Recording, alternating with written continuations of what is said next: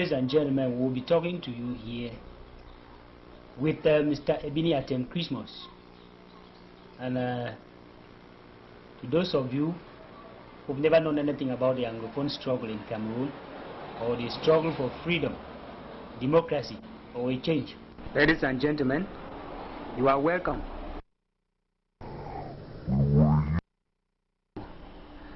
Mr. Ebini Christmas. Mr. Ebini Christmas was delivered in Cambe in the Northwest Province. His father comes from Manu in the Southwest Province, and his mother from Douala in the Littoral Province. Mr. Ebini Christmas started his studies here in Cameroon. He went to CPC, Bali in the Northwest Province, and then proceeded to the United States, and then back to Cameroon. He's a teacher of economics. In fact, he's an all-round gentleman and very involved in other activities, sports, in social activities too. He's dynamic, he's patriotic, and ladies and gentlemen, we hope that with this interview, you are going to feel all right talking or listening to Mr. Ebini Christmas. And we want to tell you that there may be some other activities which we are going to screen, showing his total involvement in the Anglophone struggle for self-determination. Ladies and gentlemen, once more, you are welcome. A freedom fighter, a teacher, a sportsman, he is everything. And we are very happy to have met with him today, and we're going to ask him a few questions which many viewers would have wanted to know. You see, Mr. Christmas, you happen to be a real figure in society now, and many people, youths, adults inclusive, would want to know your impressions about the future of this nation, Cameroon, or Southern Cameroonians in particular.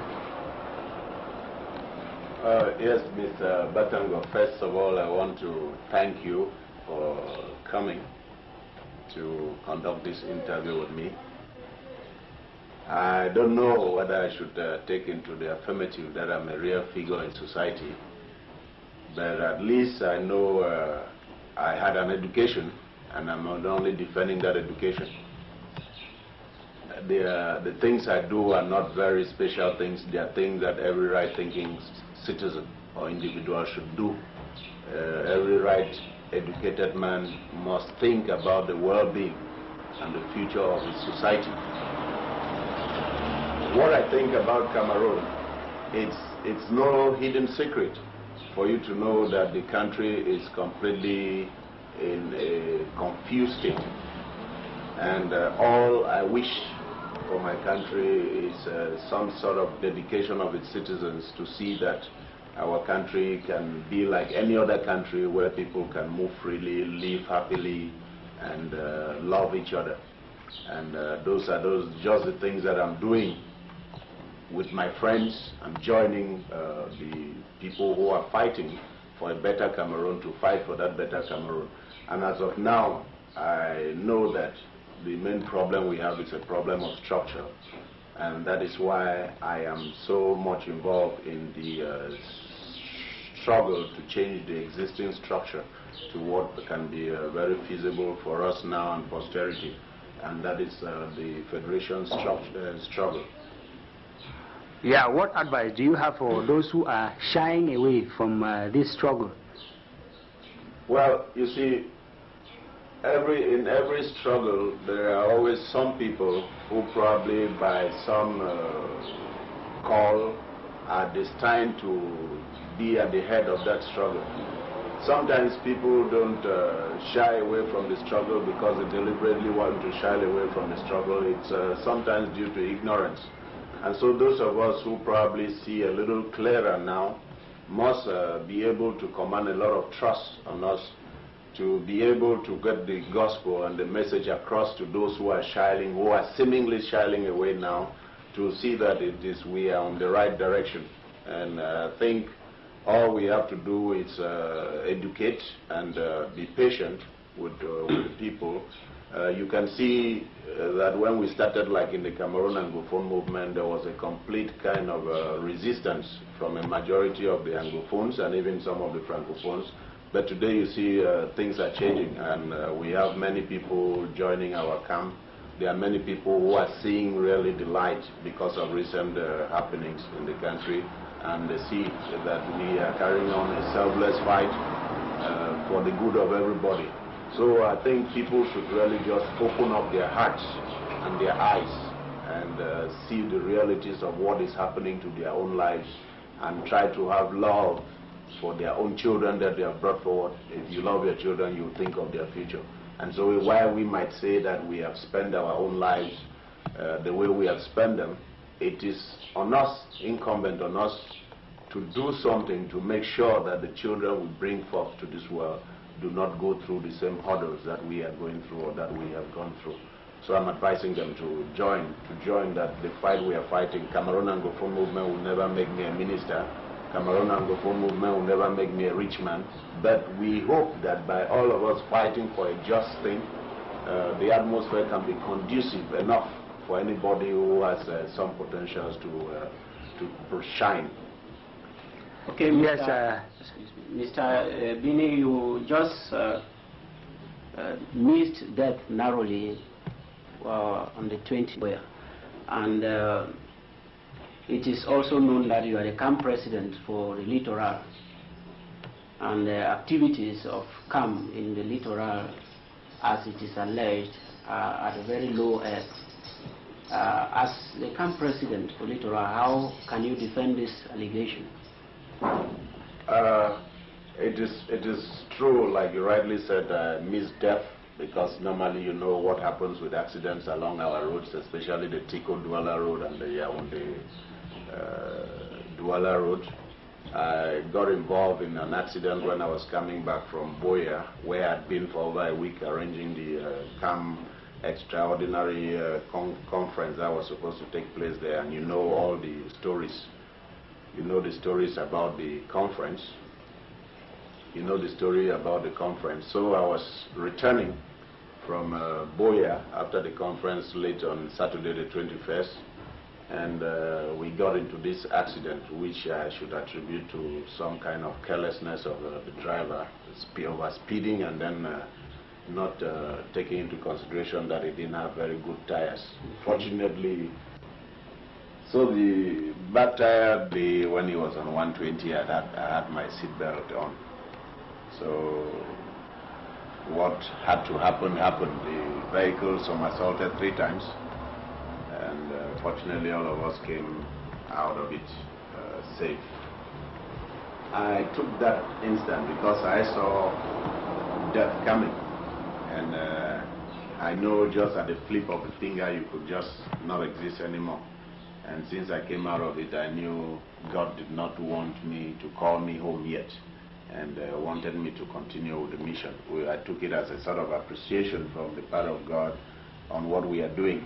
Because if I had died in that accident, and you know all the talks of the Southwest chiefs and elites of using all the means and the traditional means in dealing with those of us fighting for our 2-state federation, my death would have scared a lot of youths away from joining the struggle, because they would have feared the magical powers of the chiefs. But I thank God very much. I think God wants me to do what I can do with the extended period that He has given me. So I'm going to really dedicate all my efforts and all my time to this struggle.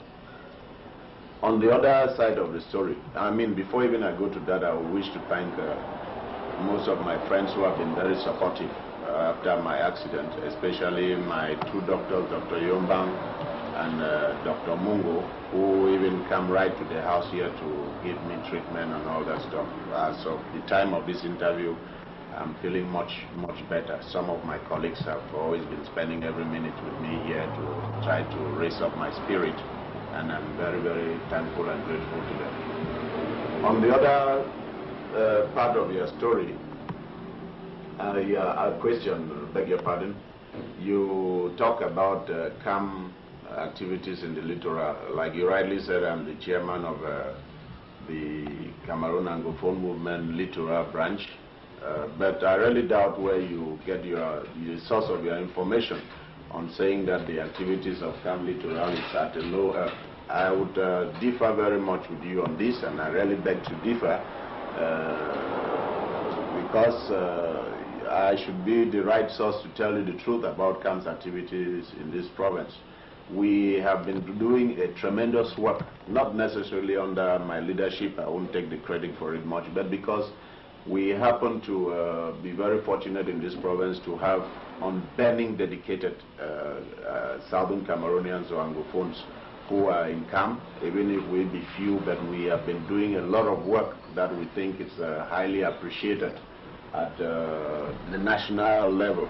We have here strong people like Feko, Yombang, many others. I have young men got into the provincial executive, young dynamic men like Cyprien Batangor, Array, and others. So we are coming strong, and I see the way people are receiving us and even inviting us in different traditional meetings and Jangi houses to come and tell them, educate them about camp.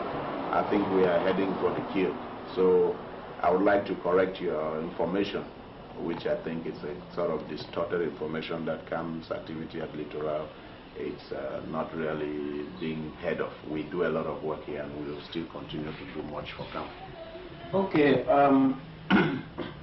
What other groupings are fighting against this marginalization of the Anglophones, apart from the Cameroon Anglophone movement?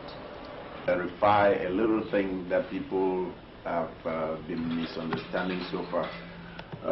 You know, it was last April we had the second and third, we had the All Anglophone conference in Boya. But you see, before that All Anglophone conference, there had been a sort of a seemingly existing All Anglophone conference in Camp. Because when we met last July 4th in Boya for our first Camp Congress, almost all of the struggling Anglophone associations kind of affiliated their membership with Camp, even though they still maintain their structure. I will talk of the Free Southern Cameroon movement, which we have a little bit of a question mark on its activities of late, but those are still on some allegations which we still need to prove. I'll talk of some of the Amazonian people whom unfortunately we don't have much contact with them. I'll talk of the Teachers Association of Cameroon. I'll talk of the Bambeli Free Thinkers. I'll talk of the concerned Southern Cameroonians, or the concerned Anglophones, which is led by Mukong Song in Bamenda. I'll talk of Kamfeko. I'll talk of the CAMSA, the Students Association. All of this body, etc., sort of affiliated themselves under the umbrella of CAMP. The only problem we suffered on having the complete and entire grouping of the Anglophone struggling groups was that at the time the Southwest was seemingly too allergic to CAMP or to the two-state federation, and this was due to the ignorance at the time. But you can see now the rising spirit of the South and Southwesterners. Many people have been sensitized. Yes, many people have been sensitized. So we only had a problem with Swela. But as far as that is concerned, what the AAC has done is that the AAC has successfully broken through the yoke of Swela and brought in Swela into what I could call the new camp, which is the AAC to me. Okay. So that umbrella existed, and we have never had any conflict with most of the other associations, struggling groups, Anglophone struggling groups that are really struggling to liberate Southern Cameroon. Okay, Mr. Ebini, you are not a constitutional expert, neither are you a lawyer. But a few months back, people like Owona came out with the draft constitution. Monzu also came out with his. And other people. Do you have any word on this? Yes, I do. I think if I don't, then I really don't know what I am standing for. I might not be a constitutional expert. You don't need to be a constitutional expert to know things about the Constitution. What is being a constitutional expert? The constitutional expert's activity is at the drafting level. The Constitution itself is the wish of the people.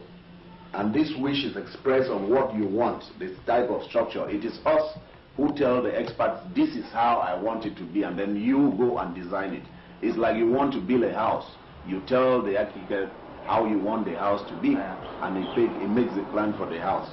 So you don't need to be a constitutional expert to understand things about the Constitution. I fully well understand that the present Constitution, if at all there is any in this country, does not provide occasions and opportunities for development and for sort of democratic process.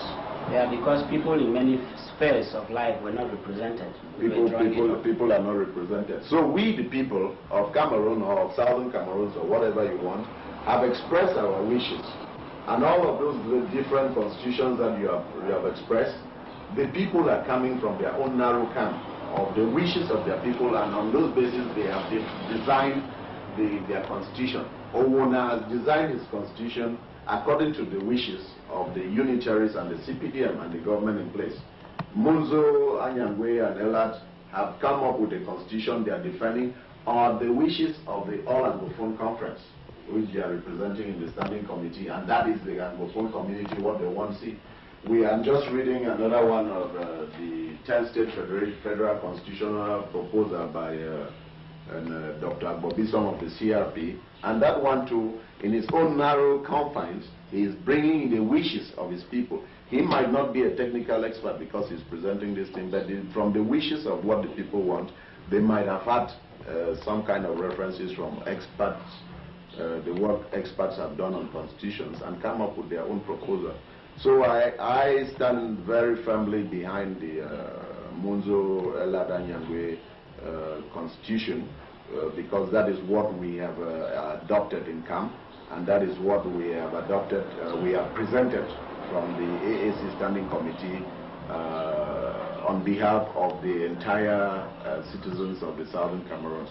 I believe very firmly that the two-state federation is the basis, must be the basis of our existence as a united Cameroon. Without that, then there must be a problem, and we are already feeling the effects of those problems, the marginalization cry of the Southern Cameroonians, the GC crisis, you know about it, and many, many other things, and then the kind of empty positions that are given to Anglophones, and complete a kind of annexation and assimilation of the Anglo-Saxon culture which we inherited from our colonial masters. So we must be able to provide a constitution that will take care of all of these problems if at all we want to maintain the union. And from those wishes, from those our wishes, what we want, the experts can do their work in the drafting of the constitution. Yeah, it is also known that in your struggle you are having a lot of people who are a stumbling block or a disturbance to you are achieving your objectives. You see, but to let them feel that we are all Cameroonians and that what you are doing is for our common good. What steps or measures have you taken, you see, to explain to these people so that they can understand and so that we be together? That is exact. We have a few in-house problems. There are problems that are emanating from misunderstandings and dishonesty. The politic of the day has been one of bribery, where the Francophone administration always had a few hungry Anglophones to kind of go in as trading masters to sell the Anglophones for their own stomachs or for their own personal benefits. Right now, we have a few members of our community who, unfortunately for us, pass to be chiefs and elites who are benefiting very much from the CPDM administration, who say who try to distort our struggle from what we really want. But you see, we must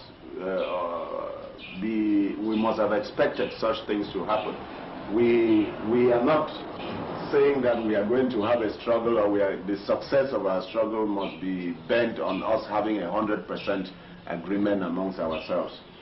If the few minority who are really kind of stubborn to our call for our liberation think they can really still stay and cause any damage, if we find them causing any damage on us, what would happen is that eventually we would have to fight a war inside a war. That's to say, we must fight to liberate, to stop them from selling us into slavery, and then we'll fight to liberate ourselves. So eventually, the enemy might not necessarily be the Francophone, but it will also be the enemy who is inside the house, and we'll have to do some house cleaning in order to get on with the fight. You see,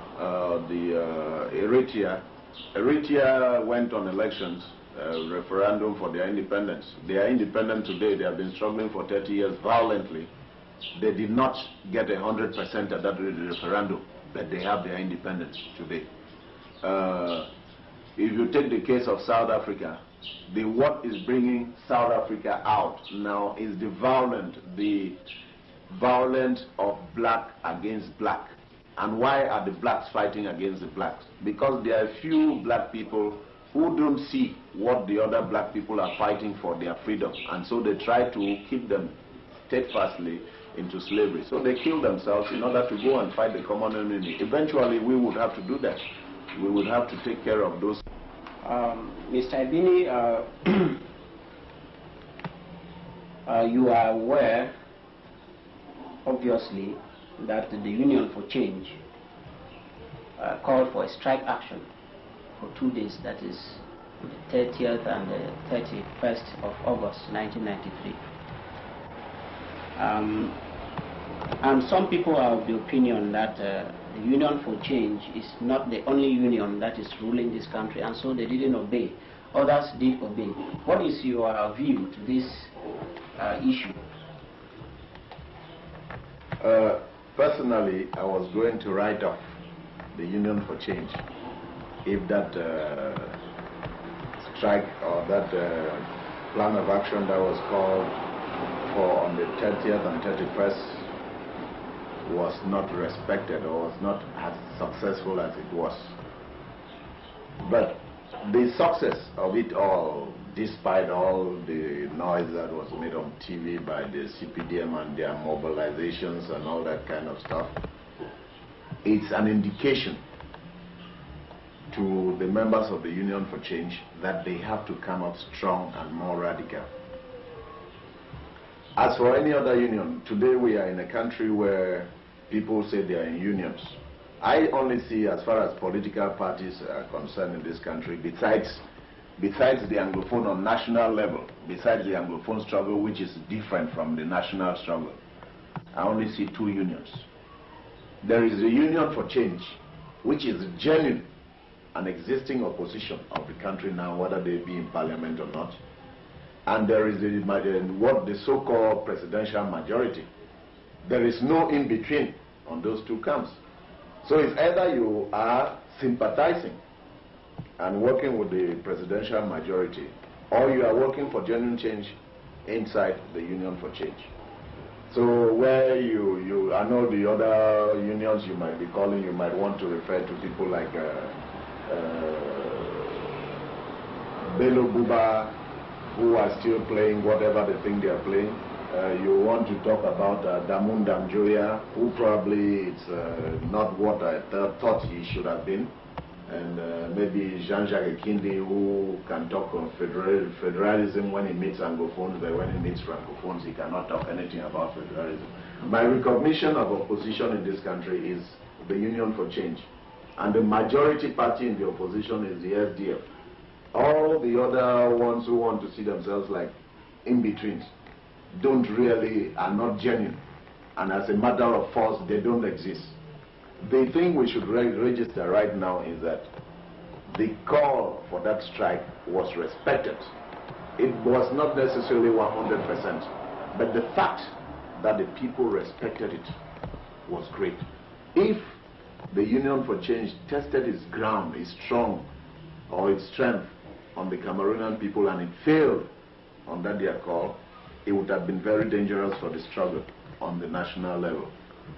But now that the people have shown to them that they have not fallen away from the decision, the choice they made during the 1992 October presidential election, it is now up to them to follow up to the finish what they have started.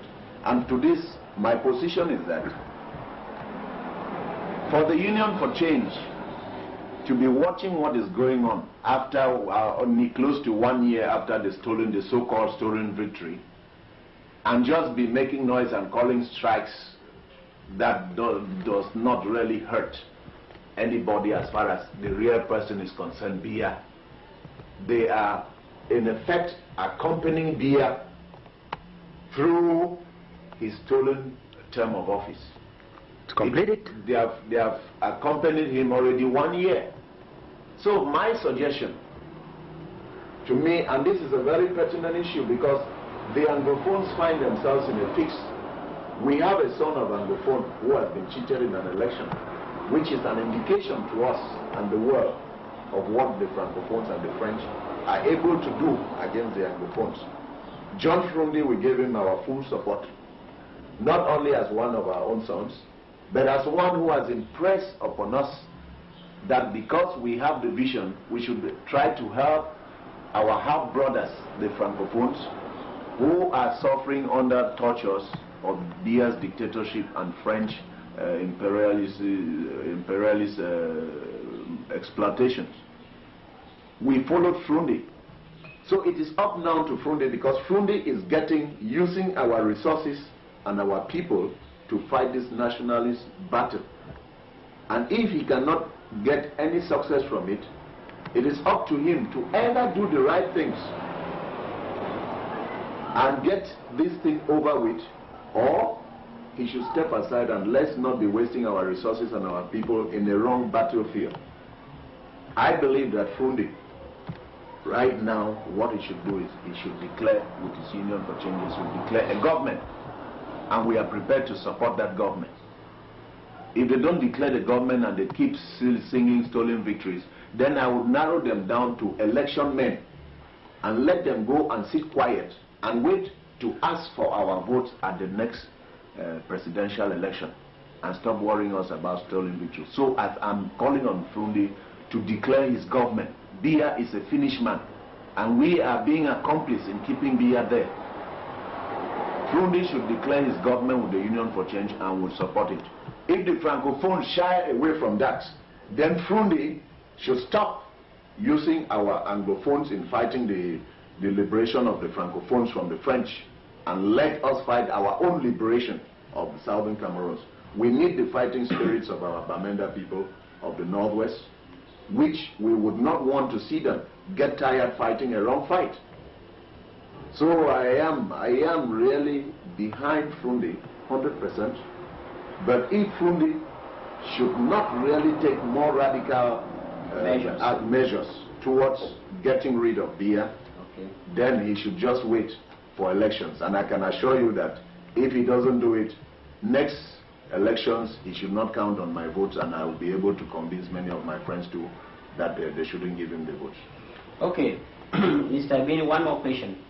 You are an economics teacher, a sportsman, a camp chairman for the littoral, in short, a martyr for freedom. How do you combine all these activities? It's not really very difficult for me, because all of those things you have mentioned, you mentioned martyr. I don't think I'm dead yet. Anyway, I think they are living martyrs, if that's what you mean to say. Of course. It's not difficult, you see. It's just the way you arrange your priorities. To me, I am an economics teacher. I work with the government. That does not know the risk I take belonging to come and doing all what I'm doing, being a civil servant. But it's up to me to decide whether that risk, is it worth taking or not. Would I be a better person, Ebini, just being an economics teacher who would be stooping low in front of immoral bosses in order to get appointments or to get advancements. I don't think that is my style. I wouldn't do that. So sportsman, teacher and all the like, I give to Caesar what is Caesar's at the right time. If Caesar deserves what I should give him. I have responsibilities towards my students. I give them all of the information.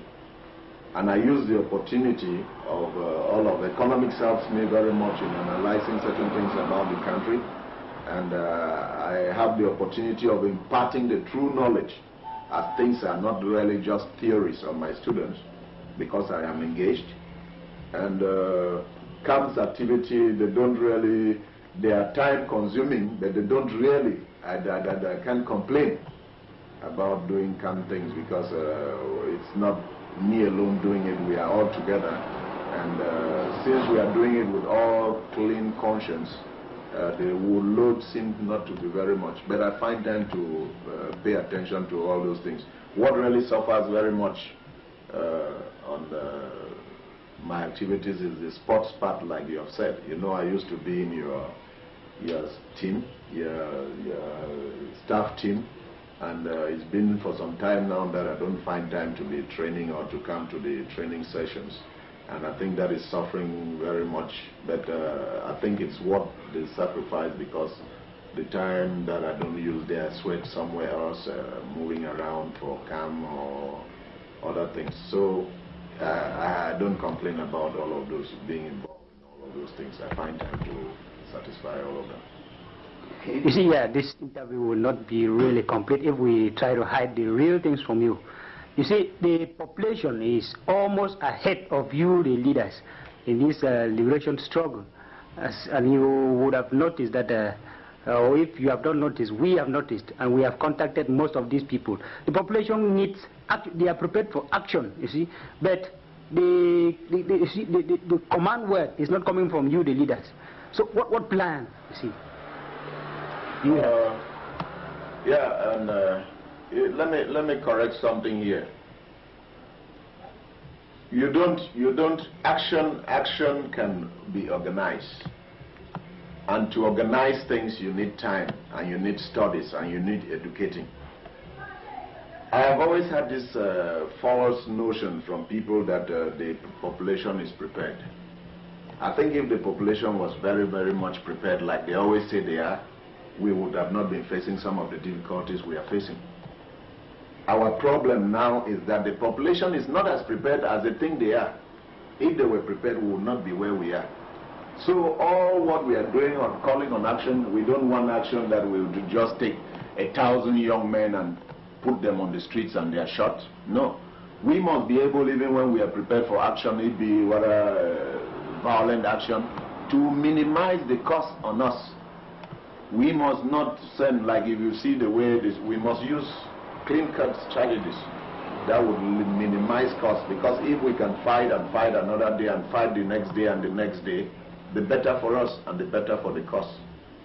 So we don't want to say because people want action and then we just take people and expose their chests to capture bullets from the dictator, just because we want to listen to their call for action. What I would say is that action would come. And okay. I don't think this is the forum for me to discuss action with anybody. And those are strategic matters that are left to a selected few to arrange and to maybe talk about. But as far as I am concerned, I see the action coming, and the action should not be in a kind of anarchy. Okay. We would have to organize it, and we will have to examine and build up our own resources to be able to strike and have it effective when we strike. Okay, Mr. Christmas, do you love music? I love music, but unfortunately I don't find time to listen to music. Yeah, you are some of your favorite musicians, Bob Marley or? Bob Marley is a favorite musician to me.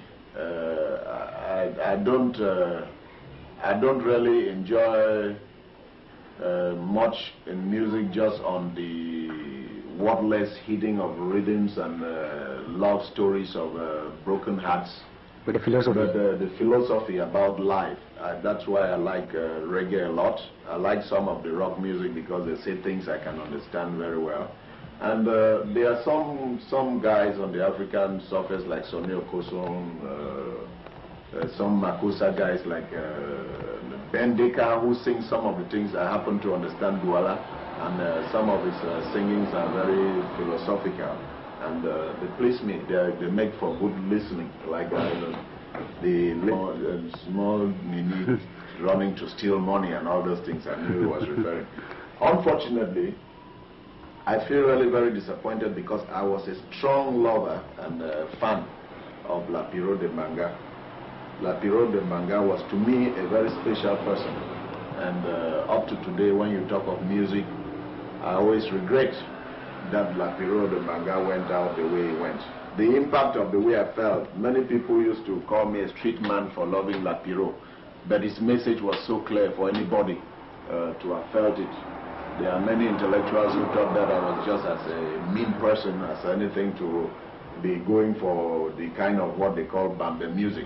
But okay. La Piro was a messenger. La Piro had a message, which unfortunately he was not deep-rooted to understand really what he was to this community. And when he fell off, when he went wayward, even in my collection of poems, Partners in Prison, there is a poem that was written, me venting my frustration on him when I call him LP Judas of M. Banga. Okay, Mr. Christmas, we thank you very much for granting us this interview. Thank you. Thank you very much, Mr. Ebini. We'll see you next time. Thank you very much.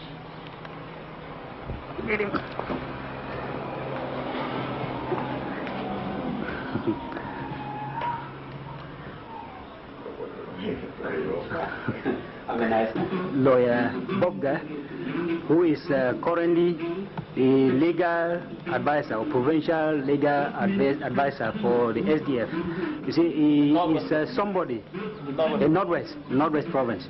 He's somebody who has been at the background, you see, and fighting hard for this Anglophone struggle or the liberation of the southern Cameroonians. You see, Mr. Bobga, you would have realized that, you see, this struggle, you see, looks something like a generational problem. You see, what if you were to spare the southern Cameroonian youth or talk to the people? You see, what message would you have for southern Cameroonians in particular, or Cameroonians in general? In fact, the fight of the southern Cameroonians as being championed by the Cameroon Anglophone movement is a fight for the vindication of a very fundamental human right, that right to self-determination. In the pre-colonial days, the fight for the right for self-determination was limited to acquisition of independence from the colonial masters. But as Professor Osita holds, it is now extended to self-governance, participatory democracy. And I think that is just what CAM is asking for. That culturally and historically, Southern Cameroon is an entity in its own right and is entitled to manage its own affairs. And of course, when you have a situation like that, the people who are above 50 years are certainly not good material for such a fight, because they have spent their life and they are only, living in the waiting. The time is up for them. But the youths have today and tomorrow, and it is for them to stand up and fight. And if I were to have any advice, I would say that the Cameroon Anglophone movement should establish bureaus, a human rights committee or bureaus in almost all the divisions of the Southern Cameroon to monitor the violation of human rights of their members who are being brutalized by the reactionary forces of the present government, while they fight to vindicate their right to steer their own affairs. And this is something which is going to build up a convincing file, both nationally and internationally, to gain support for CAM. And in fact, CAM as a movement must begin to translate itself into a functional party, because it is common to say that an association is a movement, but we must define if it is a political movement, it's a non-governmental movement, it is a human rights organization. Now, CAM seeks to embrace all. But at the present stage, it is to me designed to fight a particular human right, the right to self-determination, and we must get that objective clear. And because of the generational problem, the management of the CAM affairs ought really to give more emphasis to participation of the between 25 and 40. Because these are the people who stand to gain or lose, whichever way the struggle goes. But the above 50s are a security risk for the adventure of CAM, because they can compromise at any time. And they don't even care about their own children. Otherwise, we cannot be here at this time. And we must know that the Francophones also have a right to ask for their own rights, but it must not be a compromise of what the Anglophones are asking.